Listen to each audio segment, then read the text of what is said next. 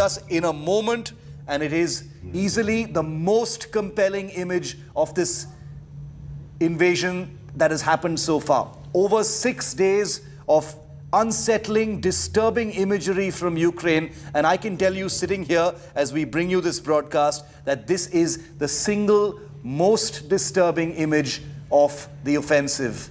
What appears to be a cruise missile smashing into a government building. Let's play that picture once again, full frame, and also on the right hand side you can see images of the kind of debris and devastation that has been made possible because of the cruise missile attacks. This is the aftermath of the attacks of this kind.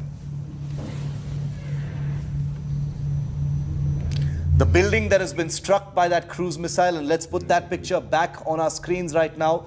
The images of that damage are on your screens right now, but the actual missile attack, the impact of that missile on a building very close to the Freedom Square in Kharkiv. You know, every big city in Ukraine has a Freedom Square. This particular building is said to be an old historic building from the Soviet times, and it has just been targeted by a precision cruise missile attack. The Ukrainian government has put out this video and is making this video part of its case against Russia to suggest that civilian areas that have nothing to do with the military are being specifically targeted by the Russian forces, and that attacks of this kind are humanitarian war crimes. They go against the Geneva Conventions, and that Russia should be stopped. Ukraine is seeing the video on your screen right now as a red line that has been crossed and proof for the world that Russia must be stopped at all costs. Will the world look at this cruise missile attack and interpret it as a trigger point for an escalation from the rest of the world, especially the West, to come to Ukraine's aid and rescue in a more direct manner than they already have been, is not known just yet. That's one of the big variables and questions in this unfolding horror of war. But if horror of war had an image, and we've been getting so many images from Ukraine for 6 days non-stop, the images right now on your screen from the city of Kharkiv, Ukraine's second largest city, the city that has seen the most hostile and most violent combat and street fighting and shelling and rocket attacks, all of it captured in this one moment with a cruise missile smashing into a government building. These are images that we aren't claiming. These are Ukrainian government images that have been released at this point to the world. And the aftermath. Много раненых, лицо-то пока не видно. Кто тут русский мир ждал с флагом России на площади? Вы этого хотели, да? Мы вас предупреждали. Это плохая затея. Много раненых, лицо-то пока не видно. Кто тут русский мир ждал с флагом России на площади? Вы этого хотели, да? Мы вас предупреждали. Это плохая затея. Много раненых, лицо-то пока не видно. Кто тут русский мир ждал с флагом России на площади? Вы этого хотели, да? Мы вас предупреждали. Это плохая затея. Много раненых, лицо-то пока не видно. Кто тут русский мир ждал с флагом России на площади? Вы этого хотели, да? Мы вас предупреждали. Это плохая затея. Много раненых, лицо-то пока не видно. Кто тут русский мир ждал с флагом России на площади? Вы этого хотели, да? Мы вас предупреждали. Это плохая затея. Много раненых, лицо-то пока не видно. With me, Akshita, very Disturbing images from Kharkiv, the second largest city of Ukraine. A cruise missile strike that's been caught on camera smashing into a government building, and the devastating damage apparently done in this particular attack. Now, what we're going to show you here is what the building actually looks like. This is the government headquarters in eastern Ukraine in Kharkiv. This is what on a normal day the building looks like, Shiv. It's in the heart of Kharkiv, essentially. I just want to show you what exactly the entire area looks like. You see how bustling it is, how there are buildings. There's a bank right there. And I'll show you another view also that shows you how the entire area has a massive zoo. So this is essentially the heart of Kharkiv, that this particular building, I know it looks unrecognizable right now because it's been blown to bits completely, but extremely busy area. If I were to in fact zoom in further, I could even show you how on a normal basis, on a daily basis, you'd see security guards standing around. Let me show you now the other view that I have for you of this particular area and to explain to you exactly where this is, Shiv. You see this particular area, this square is considered to be the heart of Kharkiv. It's called the Freedom Square, and it is in the Sumska Strait that this particular attack happened. Now just stay with me here. Let me just zoom in further to show you exactly where we are. Now it is this building, again, that's been targeted, that's been attacked and blown to bits. The reason this is very, very scary is because, one, this is a government building, but look at how busy this entire area is. The university is right there. You've got, as I mentioned, you've got the zoo also very close by. So this entire area is considered to be the busiest in eastern Ukraine, in Kharkiv. This building, the government building here, known to be the government headquarters of eastern Ukraine, the state administration regional block, as you see written here, is the one that's been completely blown up, which is what we're showing also on our screens, Shiv. Busiest part of Kharkiv now targeted, this massive building completely blown to smithereens. Truly terrifying. I mean, the images, that sequence that you've just shown us really puts it all into perspective. You know, those red arrows there show you that this is a civilian area. This is a government building that has been struck. It's an old, you know, I don't know how old that particular building is, but it is said to be a government administrative building that was built during the Soviet era. You know, you can see some movement of vehicles also in that area just as that, you know, just as that cruise missile hits. That's the scariest part of this video that the Ukrainian government has just put out. Is this the beginning of a true and big scaling up of conventional force being brought to bear on Ukraine? So far, there has been shelling, some rocket attacks, some machine guns and things like that. Is this the first video of a large-scale, high-impact attack by the Russian forces? And it's coming on day 6. Remember, India Today has been telling you that Putin wanted to wrap things up in no more than 36 hours or 48 hours. It has taken over 120 hours and the invasion is still not complete. Is this video from Kharkiv a sign that Putin has cranked the aggression up because he's losing patience? He's under heat in the Kremlin as well. His political legacy basically hangs by a thread on what happens over the next 48 hours. And the image you see on your screen from Kharkiv could be the first indication that Putin has decided it's do or die at this time in Ukraine. Rajesh Pawar is back with us online on this very, very big story. Rajesh, the video of this cruise missile strike on a building in Ukraine, videos of the aftermath of this strike have also just been released by the Ukrainian government. You know, yes, there are many claims and counterclaims being made, but this image now being quoted across the world media as perhaps the first, on-camera attack that's been captured on camera of a civilian area being directly targeted, in this way. What are you hearing about this? It could be an indication of the things to come over the next 24 to 48 hours, Rajesh. You need to repeat the question, please. I could hear the technical people as well, so I couldn't hear you properly. Okay, you need to repeat the question, please. Rajesh, could this attack, which is now being quoted across media, even amidst all these claims and counterclaims, could this attack that's, this image that's gone viral now of this cruise missile attack in Kharkiv be the first of a real and true escalation, in the potency and size of the attacks by Russia on Ukraine's cities? I would say it is still not 100% invasion. It's not 100% of what Russia is going to do. This is just at the beginning.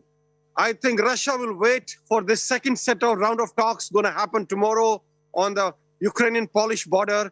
And I think after that, the full-scale invasion may start.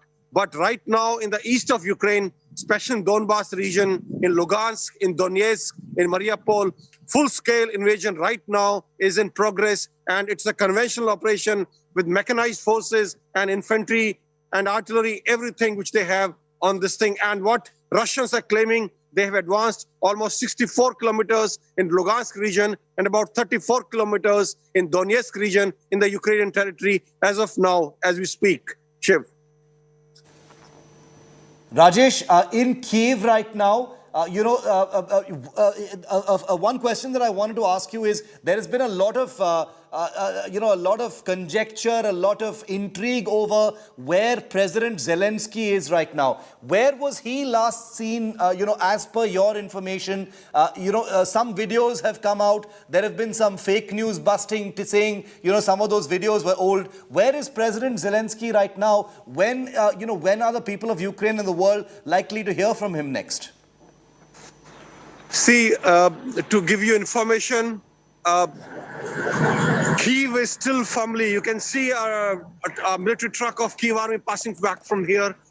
Kyiv is currently still very much in Ukrainian hands, firmly in Ukrainian hands.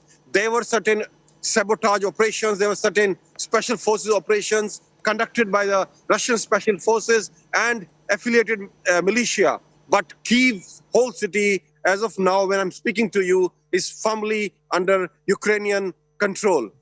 How long will it stay? Time will tell, because as for information, Russia has amassed huge conventional forces just on the doorsteps of Kyiv. And when will they launch this offensive is yet unknown. Maybe tomorrow night. That's what my guess is. And when that happens, to hold back Kyiv for Ukraine forces will be very, very difficult. Over to you.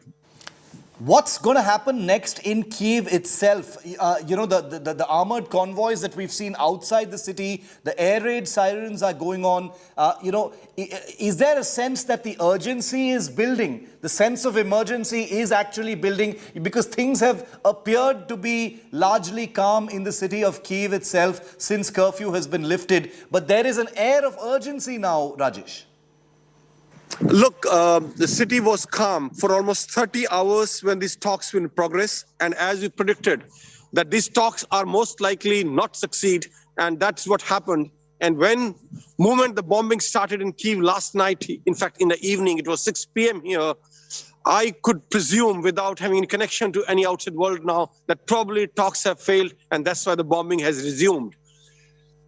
As far as civilians are concerned, most of the civilians in the city have already left the city. Even all those who couldn't afford to go far have gone to nearby villages. But city as of now is almost deserted. There's nothing left in the city. You can't buy anything here. I can't buy even gloves. I'm holding it in my phone in my hand with temperature almost -6. But I can't even buy gloves here because nothing is open and you can't buy anything in the city anymore. And you can't even buy food here anymore.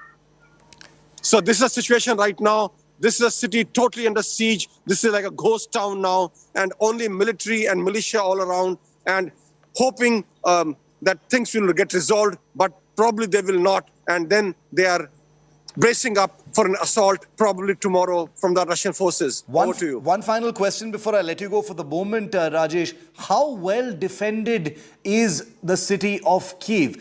There are many military units, we know that have been deployed, but how well defended is the city itself?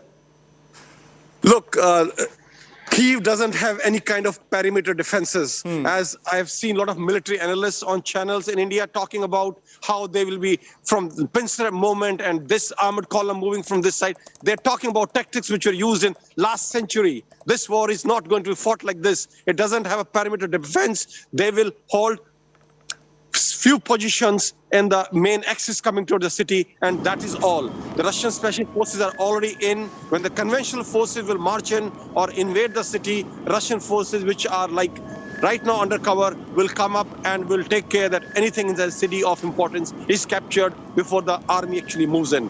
To you, Shiv. Rajesh, thanks very much for being with me. Stay safe It's -6. It's bitterly cold.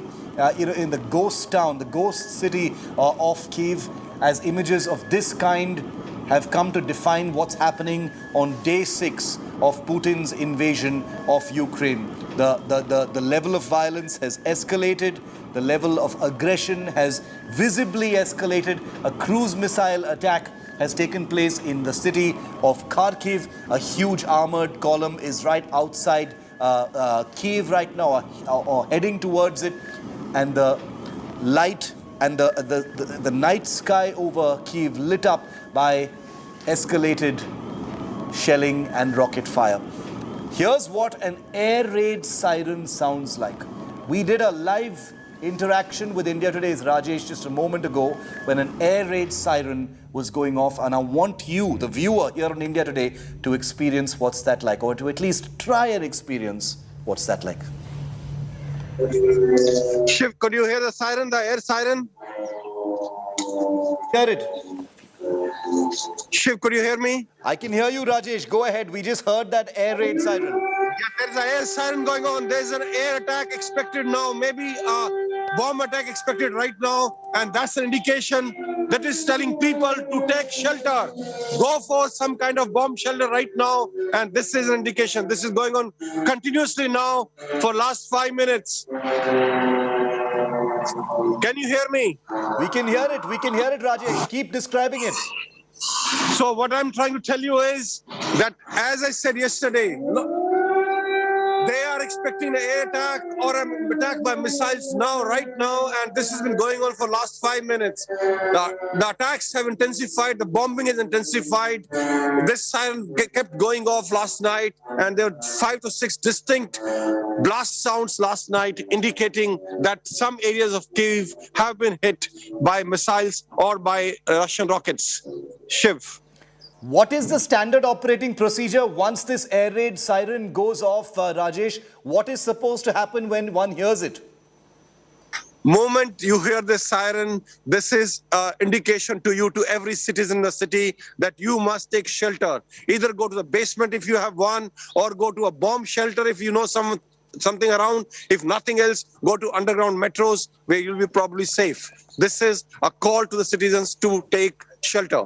Shiv. This is a big call to civilians to take shelter as quickly as possible. What you've just seen Rajesh report on is an air raid siren that went off behind him. I'm going to play out that sequence for you just again because I want our viewers to know what that air raid siren actually sounds like. That's an air raid siren. How do people react when they hear that air raid siren? Have they gotten used to hearing it? That's a disturbing sound, Rajesh. Yeah, it's a disturbing sound and tells the people that they are in a war zone now. It is not safe. It's not normal life anymore. And anything can happen any moment. Any missile can strike your building. Any bomb can fall in a building. And you need to take precautions. And you need to find a place which is safe. And you need to find nearest shelter around your building or wherever you're living. Hear it.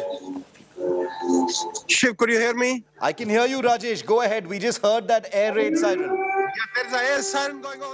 The metros in Kyiv were built in 1960, and it was built during Soviet period. The deepest metro in the world is Arsenalna, which is a metro station in Kyiv. It is 346 feet deep under the ground. It can even withstand a nuclear attack of up to 5 kilotons. It is that strong. But unfortunately, after the breakup of Soviet Union, these shelters remained abandoned. They were not maintained. They were not repaired. So a lot of them were out of service now, which the Ukrainian government undertook on a war footing in last 3-4 weeks, trying to repair them, trying to make them usable. And as of now, I think there are enough shelters or metro places where you can go underground in the metro, or people have basements in their own houses. Joining us live now from Kyiv is Oleksiy Haran. He's a professor of political science at the National University of Kyiv Mohyla Academy. He's a research director with the Democratic Initiatives Foundation as well. He's an academic and he joins me live from Kyiv. Oleksiy, thank you very much for being with me at a very difficult time for your country. I'm sorry to be seeing what your country is going through, but it's good to see that you are safe right now.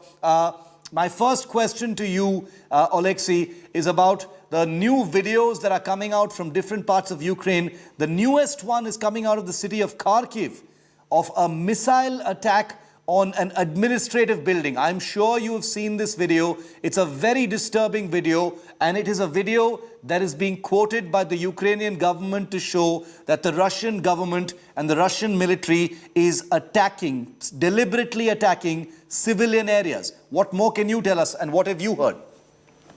Exactly. This is not the first. Namaste and salam alaikum to all Muslim Indians. We need your support right now.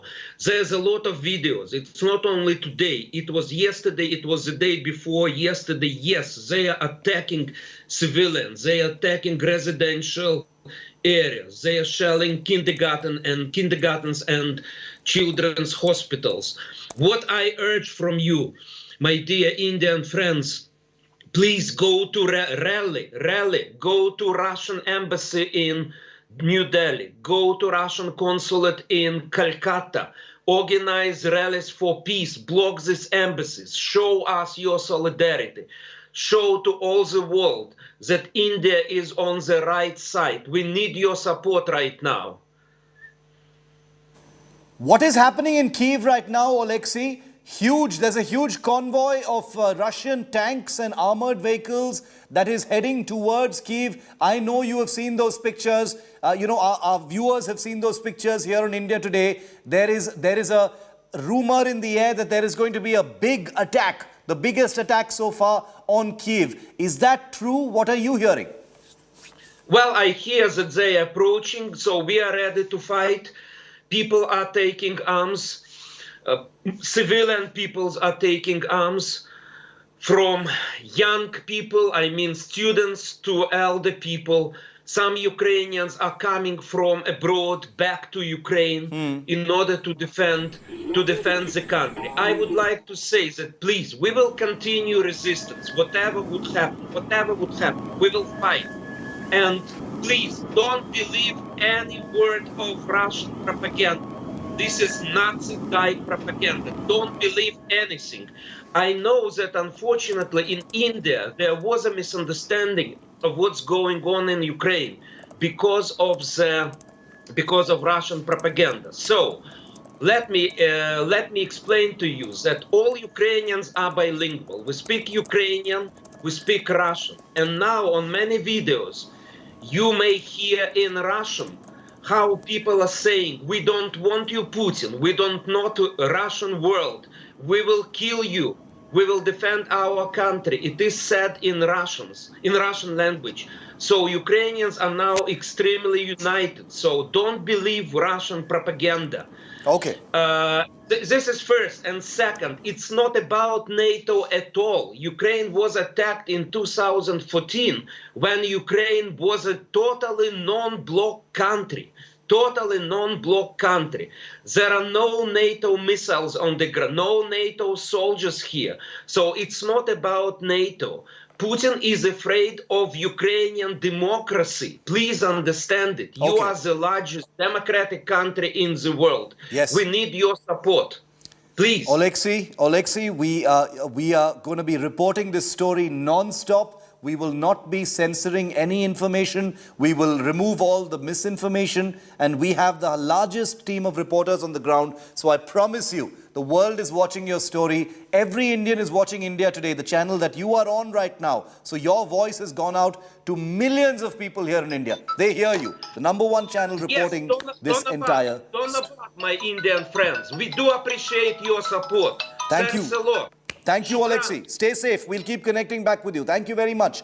That image of that cruise missile hitting that building has become the most defining image of what's happening in Ukraine. We're on day 6, but the war shows no sign of ending. On the contrary, it's likely to become a whole lot bigger. We've got 2 big news breaks on the battle for Kyiv that's coming up right after this break. Stay with India Today.